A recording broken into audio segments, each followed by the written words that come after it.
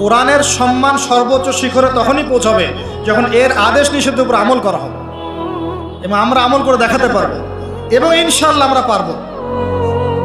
যদি কেউ পারে পৃথিবীতে শুধু মুসলিমরাই পারবে ইনশাআল্লাহ। এবং মুসলিমদের মধ্যে যারা পারবে না আল্লাহ পাক ওদেরকে সরিয়ে দিবেন, নতুন প্রজন্ম আল্লাহ পাক নিয়ে আসবেন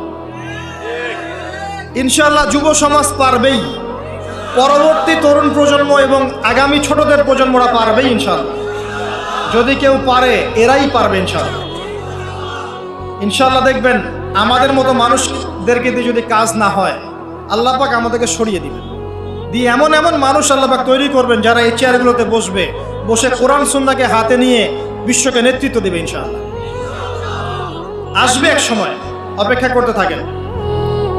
কারণ আমরা আখিরুজ্জামানের হাদিসগুলো সম্পর্কে জানি, একটা সময় চলছে মুসলিমদের ডমিনেশনের সময়। এরপর একটা সময় আসবে যখন মুসলিমরাই এই বিশ্বকে নেতৃত্ব দেবে ইনশাআল্লাহ। ইসলামই হবে এই বিশ্বের একমাত্র সুপার পাওয়ার। আল্লাহ রাব্বুল আলামিন ওই জেরুজালেম থেকেই আরও একবার কিয়ামতের আগে পুরো বিশ্বে ইসলামী খেলাফা বাস্তবায়ন করবেন ইনশাআল্লাহ। এটা প্র্যাকটিক্যালি আপনার আমার কিছু কাজ আছে, ইলম অর্জন করা আমাদের কাজ। আমাদের এত বড় বড় কাজ নাই, আমাদের যতটুকু সামর্থ্য এতটুকু কাজ আছে। আমাদের কাজ আগে ইলম অর্জন করা, আমাদের কাজ জানা অনুযায়ী আমল করা, উলামায়ে কেরামের সাথে সম্পর্ক রাখা, মাদ্রাসার সাথে সম্পর্ক রাখা, জ্ঞানের চর্চা করা, হালাকাগুলো বাড়ানো, ইমানের চর্চা করা। আমাদের কাজ পরিবারগুলোকে সংশোধন করা। যদি কথা না শোনে ছেড়ে দেন, একক পরিবার গঠন করেন। বুঝাতে বুঝাতে যদি দেখেন যে আপনার পরিবার লুতের স্ত্রীর মতো হয়ে গেছে বা নূহ আলাইহিস সালামের স্ত্রীর মতো হয়ে গেছে, তার ছেলের মতো কথা শোনে না, ছেড়ে দেন, আপনি আলাদা থাকেন। তাও ইমানের সাথে আপোষ করেন না। আসহাবুল কাহফ সমাজ পরিবার সব ছেড়ে দিয়ে চলে গেছে, চলে যায় না, সব ছেড়ে দিয়ে চলে গেছে। যখন কেউ কথা শোনে না, একাই থাকতে হয় আল্লাহর রজ্জুকে ধরে। আল্লাহ পাক ইব্রাহিম আলাইহিস সালামকে বলেছেন, তুমি একাই একটা উম্মাহ, ইব্রাহিম তুমি একাই একটা উম্মাহ। তো আমাদের কিছু কাজ আছে ভাই, ইমানের চর্চা করা, ইলম অর্জন করা, ওলামায়ে কেরামের সোহবতে যাওয়া, তাজকিয়া, আত্মশুদ্ধি অর্জন করা, অন্তরে আল্লাহর নূর পাওয়ার চেষ্টা করা, বেশি থেকে বেশি ইবাদত করতে থাকা, সময়কে মূল্যায়ন করা, সময়কে মূল্যায়ন করা, জীবনটা গুছিয়ে নেওয়া। কারণ আমি এখানে থাকতে আসিনি, আমি আপনি এখানে থাকতে আসিনি। আজকে থেকে 50 বছর পরে, 100 বছর পরে এখানকার একটা মানুষও বেঁচে থাকবে না। এখানে আমরা বসে আছি যারা, কেউ থাকবে না, এই বিশ্বের কোনো নেতা থাকবে না। আজকে থেকে 100 বছর পরে এই ন্যাটো, জাতিসংঘ, হাবিজাবি কিচ্ছু থাকবে না। আপনি বিশ্বের যত পরাশক্তি দেখছেন এগুলো কিচ্ছু থাকবে না ইনশাআল্লাহ। এই পৃথিবীর যে মানুষগুলো এখন বেঁচে আছে 100 বছর পর কেউ থাকবে না। এখন মনে হচ্ছে এরাই সব, এগুলো সব না। 100 বছর, জাস্ট 100 বছর। আরে কিয়ামতের মাঠই তো হবে 50,000 বছর। কিয়ামতের মাঠ কত বছর? এই তুলনায় 100 বছর কিছু সময়? আল্লাহর কাছে 100 বছর কোনো সময় না। 100 বছর পর কিচ্ছু থাকবে না, কোনো আমি আপনি কেউ না, আমি আপনি কেউ থাকবো না। তো এই দুনিয়ার জীবনটাকে মূল্যায়ন করেন, গুছিয়ে নেন।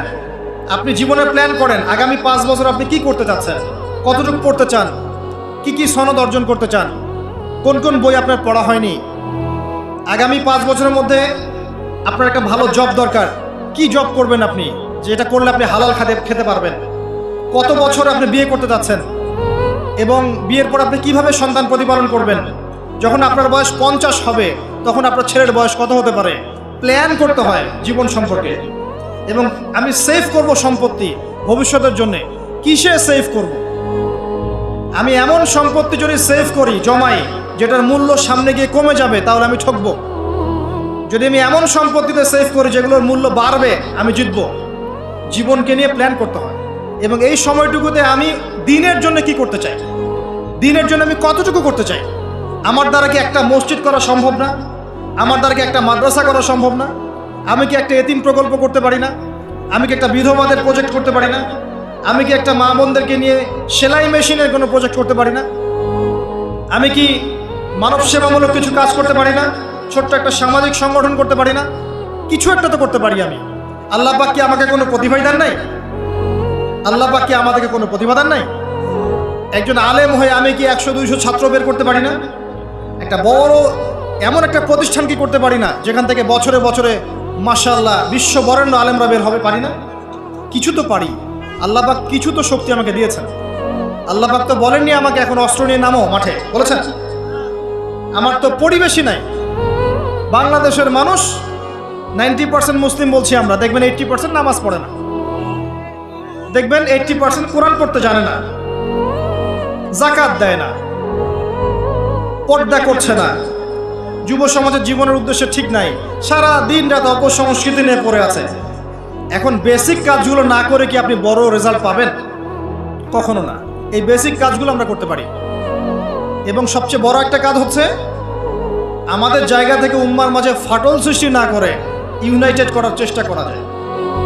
আর আমাদের পরবর্তী প্রজন্ম, স্পেশালি এই তরুণদের প্রজন্ম, তরুণীদের আর আমাদের পরের ছেলে মেয়ে যারা আসবে সোনামণি, এদেরকে আপনি আগামী বিশ্বের জন্য তৈরি করেন।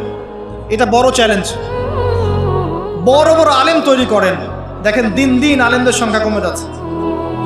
আমার মতো নগণ্য মানুষকে যখন এই চেয়ারে বসে কথা বলতে হয় তখন তো আমি বুঝতে পারছি যে আলেমের সংখ্যার আজকে কি অবস্থা। আমি তো আলেম নই, কথা বলতে হচ্ছে। কিছু মানুষ আমার কথা শুনছে, তার মানে বুঝতে পারছি আলেমদের সংখ্যা কত কম।